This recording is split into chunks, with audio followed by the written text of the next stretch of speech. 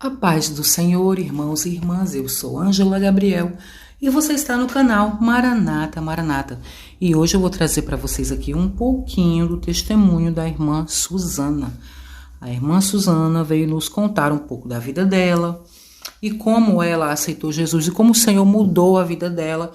E uma coisa que é importante, irmãos, nós dizermos antes do testemunho, é que, às vezes, é necessário, sim, nós contarmos pormenores de como nós vivíamos antes de Cristo, porque aí você pode ver a diferença da vida da pessoa antes de Cristo e após a Cristo, e você perceber como Deus muda e modifica a vida da pessoa.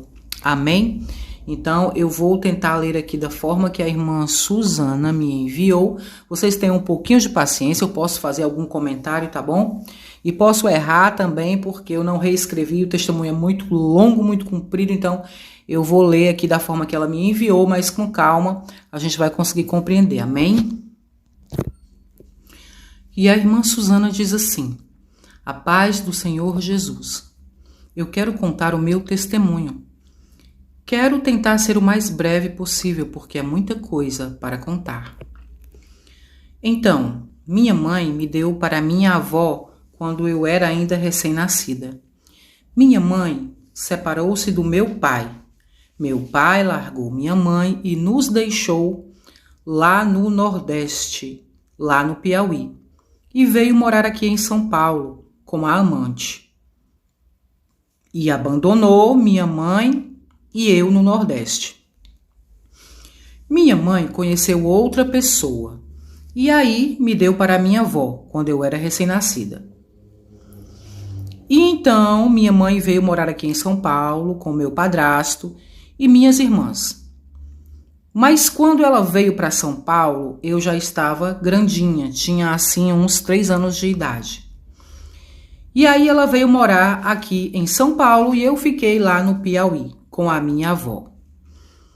E lá nós passávamos muita necessidade sobre questão de alimento.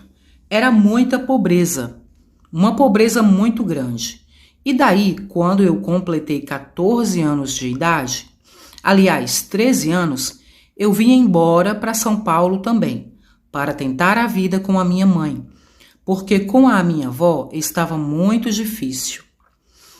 A minha mente, quando eu morava com a minha avó, não era uma mente madura, eu era uma criança. Eu tinha aquele desejo de morar com a minha mãe porque eu fui praticamente abandonada pela minha mãe e pelo meu pai. Os dois me deixaram no Piauí. Então, meus irmãos, ao conviver com minha avó durante 13 anos, eu sofri muito porque no Nordeste não é fácil. Infelizmente, a minha avó também não era uma mulher liberta da parte do Senhor. Infelizmente, eu presenciava a minha avó se relacionando ali no quarto da casa com outros homens. Eu não via, não cheguei a ver, mas eu ouvia, eu escutava aqueles barulhos, da minha avó. A minha avó já era uma mulher de idade, já tinha os seus 70 e poucos anos na época. Mas os homens ainda a procuravam porque queriam dinheiro. Minha avó dava dinheiro para eles, da aposentadoria dela. E ali ela tinha aquele relacionamento com eles.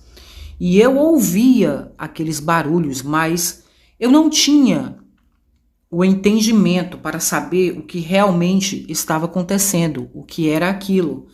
Porém, hoje eu entendo que era a minha avó tendo relações íntimas. Então eu passei muito por isso. E aí eu vim embora aqui para São Paulo. Chegando aqui em São Paulo, minha vida também não foi muito fácil. Não foi fácil morar aqui com minha mãe, minhas irmãs, enfim. Minha mãe tinha 3 filhas, 4 filhos, aliás, na época.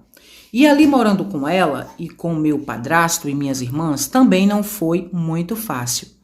Não foi fácil para mim. Meu padrasto me batia com palmatória. Não sei exatamente o nome, mas ele me batia ali porque ele queria que eu me corrigisse. Nós gostávamos de ficar sentadas assim na porta para conversar e ele não deixava a gente sair. Não deixava a gente ter amizade. E eu era uma menina traumatizada, sei lá, rebelde. Eu não aceitava quando ele me batia. E quando eu não dava a mão, ele me batia na cabeça. E eu ficava muito revoltada, porque minha mãe via tudo aquilo e não me defendia. Ela deixava. E ali eu fiquei mais ou menos uns 2 anos naquela situação, naquele sofrimento, morando com eles. Foi onde eu conheci um cara, aos meus 15 anos. Um rapaz que queria namorar comigo.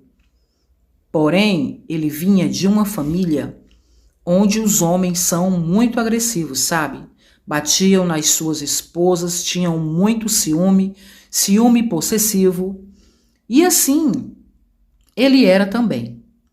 Além disso, ele não gostava de trabalhar, era muito preguiçoso. No comecinho, o meu padrasto falou para ele arrumar um emprego se ele quisesse namorar comigo. E rapidamente ele correu e arrumou um emprego. E nós começamos a namorar. Só que já no começo do namoro, nós brigávamos muito. Eu era muito ciumenta e ele também era. E ali nós passamos a nos agredir e a nos bater. Aquilo já era um aviso para eu sair daquele relacionamento. Mas, infelizmente, eu, sendo muito novinha e não tendo nenhum entendimento nem experiência, dei continuidade naquele relacionamento tóxico. E ali ele começou a me colocar à prova, dizendo que se eu gostasse realmente dele, eu iria me deitar com ele.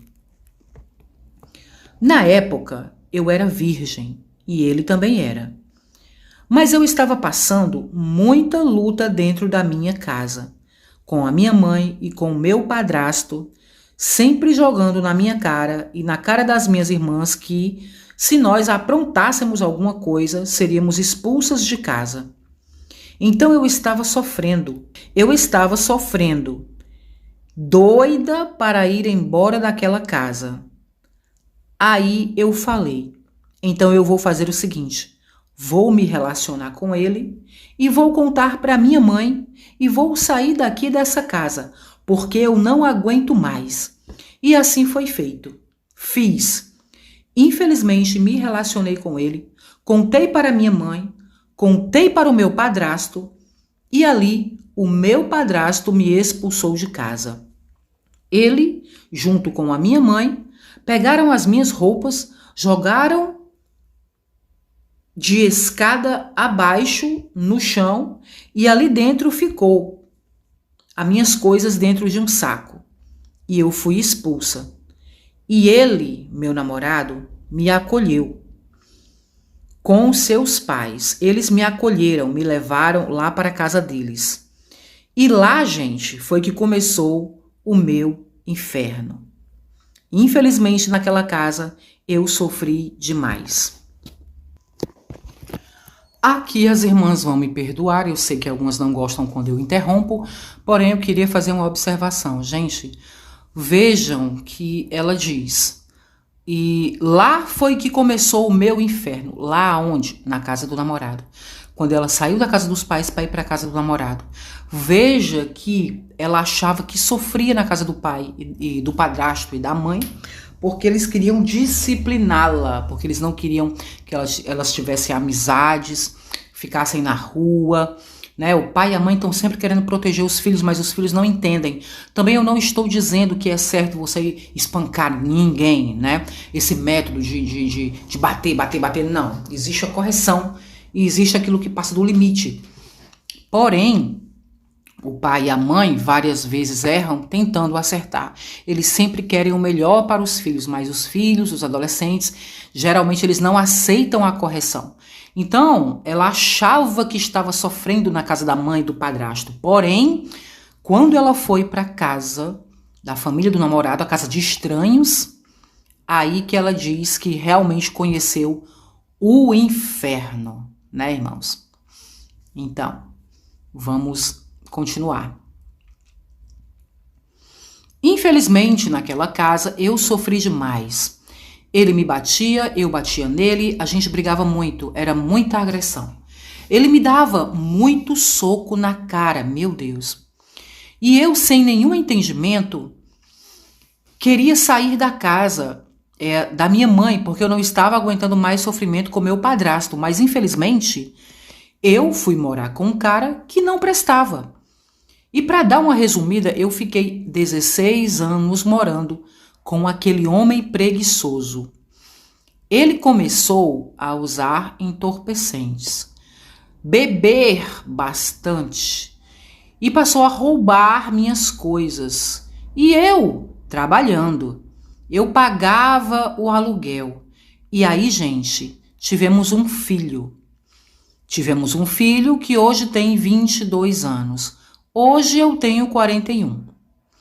Então, ali naquele momento, eu sempre trabalhando e pagando o aluguel e comprando os alimentos. E ele só usando entorpecentes e bebendo e roubando minhas roupas, meu dinheiro, meus sapatos, roubava tudo para sair e usar. Aí pegava minhas coisas, entregava na biqueira e pegava o dinheiro e usava. E eu fiquei 16 anos nesse sofrimento, apanhando muito. Inclusive, teve uma época em que o irmão dele me bateu. Me deu um tapa na cara. A gente estava discutindo, o meu namorado e eu. Na verdade, ele já era meu marido. Estávamos morando junto, mas não chegamos a nos casar. Só fomos morar junto, carregados de maldição. Porque, além da maldição de não sermos casados legalmente, minha mãe não apoiava a nossa união. Meu padrasto também não apoiava a nossa união. E por isso, as duas famílias ficaram brigadas. Porque nós entramos em fornicação e fomos morar juntos. E eu sofri demais, sofri muito. Mas, voltando um pouquinho, lá atrás, ainda quando eu morava com a minha avó lá no Piauí, minha avó e eu, porque eu a acompanhava, frequentávamos um centro de umbanda. A minha avó era cavalo, né? Nela baixava a Iemanjá. Baixavam as entidades nela. Eu não quero falar aqui mal de religião de ninguém, mas eu estou aqui contando o que eu vivi. Então, era assim. Ali, a gente frequentava centros de umbanda. Eu não me lembro bem se era umbanda, se era candomblé, mas nós íamos para esses lugares. E minha avó, ela recebia os espíritos. E eu era ainda muito criança, muito novinha. Não entendia. Achava que aquilo era normal. Por isso, eu comi muitos dos doces de Cosme e Damião. Com ele manifestado, ele me dava doces na mão.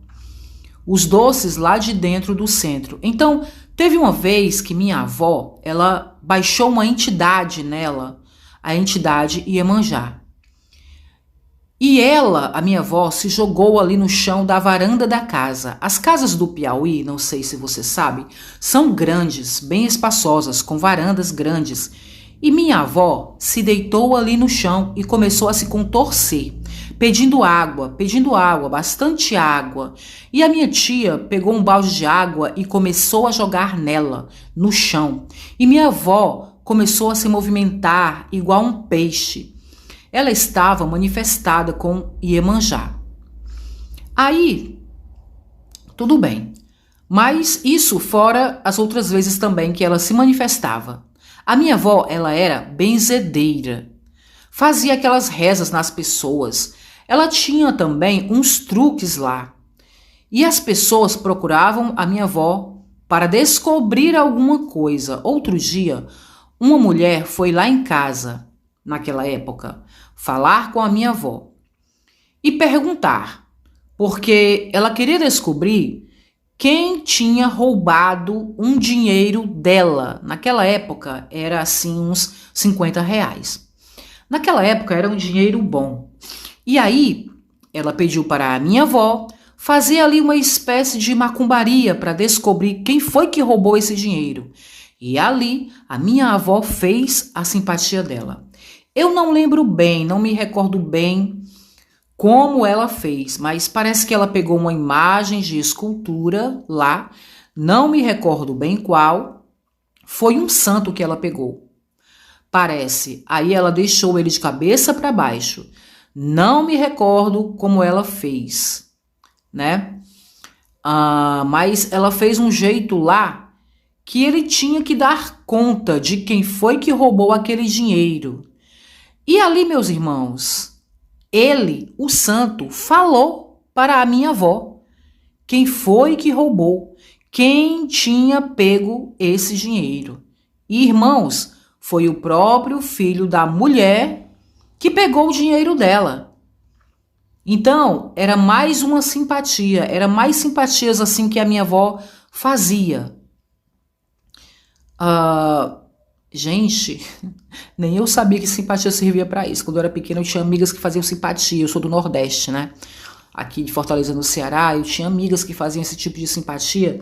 Dia dos Namorados, assim, em junho, junto com a comemoração da fogueira, São João, essas coisas, elas colocavam o São Francisco, era Santo Antônio, de cabeça para baixo, e diziam que só iam colocar ele normal, né? Se ele arrumasse um namorado para elas, era uma coisa assim. Então, eu só conhecia esse tipo de coisa, mas saber que o santo chegou a falar com a pessoa é a primeira vez que eu escuto isso. Mas tudo bem, continuando. Então, ela continua, né? Era mais essas simpatias que minha avó fazia. E ela era muito procurada, principalmente para fazer rezas. Minha avó era católica, apostólica, romana. Ela tinha as suas práticas ali. E ela ia para a igreja católica e ao mesmo tempo para a religião umbandista. Ela ia nas quintas e no sábado. Mas eu não tinha nenhum entendimento. Então, no relacionamento que eu tive com meu pai, com o pai do meu filho, aliás, com o relacionamento que eu tive com o pai do meu filho, eu sofri muito com aquele homem e aquela vida de muito sofrimento. Muito sofrimento, a gente passava muita necessidade de alimento sempre faltando. Gente, só mais um minuto. Pelo que eu entendi, e eu vou compartilhar com você meu entendimento, pode ser que você esteja um pouco perdido aí também, a irmã Suzana, ela tá falando conosco aqui sobre essa época, ela voltou para essa época em que ela morava com a avó, para explicar pra gente, né, que ela, pelo que eu entendi, ela acha que muito do sofrimento que ela passou foi das coisas que ela fez, do fato dela ter sido levada a participar dessas coisas de espiritismo, né, ali nos lugares onde a avó dela levava. Então ela diz 2 vezes que ela não tinha entendimento.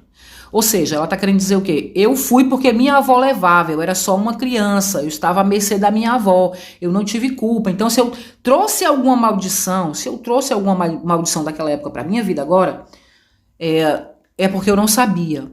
Eu não sabia que aquele tipo de coisa não se deveria fazer, aquele tipo de lugar não se deveria visitar, eu não sabia que era para ficar longe, eu não sabia que aqueles espíritos eram demônios, eram danosos, entenderam? É isso que ela tá querendo dizer, né? Porque ela diz aqui, ó, então o relacionamento que eu tive com o pai do meu filho, eu sofri muito com aquele homem, e aquela vida de muito sofrimento, e a gente passava muita necessidade grande de ter alimento, aliás, do alimento estar sempre faltando. Pois é. A nossa ignorância, né, irmãos? O tempo da ignorância. Deus perdoa o tempo da ignorância. A Bíblia diz isso. Mas vamos continuar.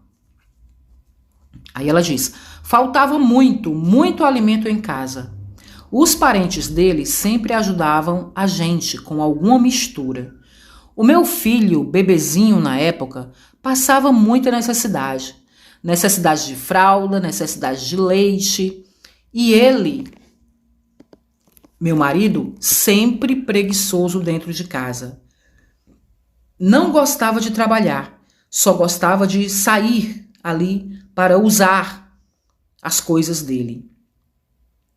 Houve um dia que nós conseguimos comprar um pacote de fralda para o meu filho. E ele chegou em casa sob o efeito dos entorpecentes, me pedindo dinheiro para usar e me pedindo um dinheiro que ele tinha me dado na época. Eram 10 reais que eu ia usar para comprar uma sandalinha para o meu filho, porque ele estava sem sandália. Meu filho era pequenininho, tinha 1 aninho somente. E eu não queria dar o dinheiro. Então, ele pegou a fralda e jogou dentro do rio. Na época, nós morávamos assim, na beira do córrego, sabe? Sabe esses córregos de esgoto, onde o cheiro ruim, o cheiro de esgoto adentrava dentro de casa? Pois é, esse foi o segundo barraco em que moramos. A tia dele nos cedeu um cômodo atrás do barraco dela. E ele pegou, então, a fralda e jogou dentro do córrego do esgoto. E ali ele saiu com raiva, porque eu não dei o dinheiro para ele usar nada. E ele pegou a fralda do meu filho e jogou dentro do esgoto. O intuito era só me fazer sofrer. Porque qual a mãe que vai gostar, irmãos, de ver alguém maltratar o seu filho? Outra vez também eu estava ali fazendo um mingau para ele, para o nosso filho, e ele chegou sob efeito das coisas que ele usava. E ele chegou arrumando confusão, contenda, enchendo a minha paciência. Então, ele tomou a panela da minha mão, a panela que eu estava fazendo o mingau da criança, e derramou o mingau do menino na pia, só para me magoar. Então, irmãos, eu sofri demais com aquele homem. Durante muitos anos, sofrendo muito na mão dele. Eu, infelizmente, depois de tanto sofrimento, caí no mundo da prostituição. Comecei a sair com outros homens.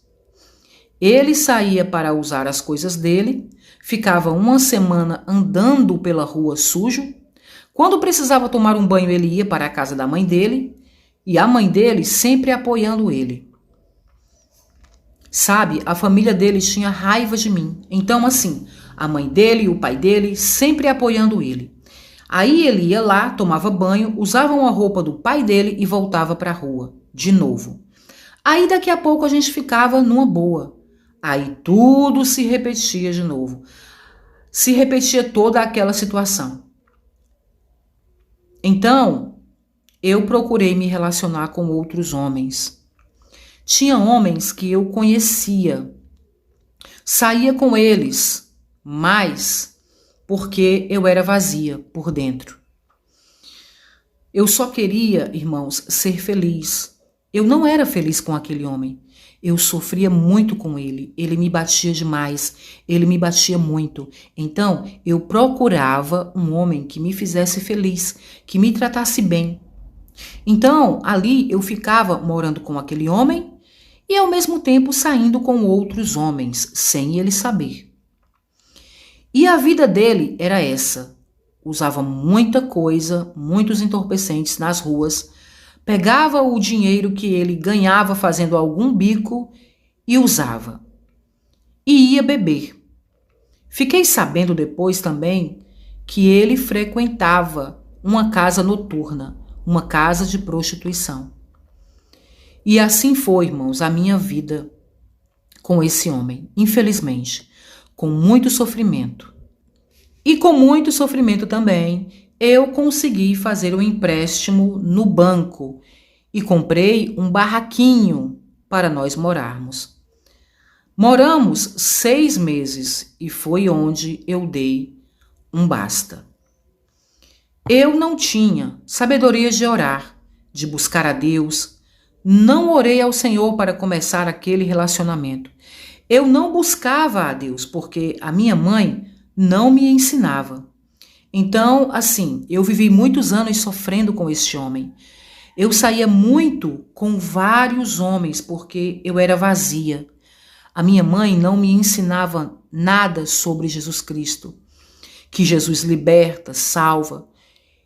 Mas, infelizmente, como a minha mãe ia me ensinar algo que nem ela sabe até hoje, porque ela também não vive isso, porque minha mãe também trai muito o meu padrasto, sabe?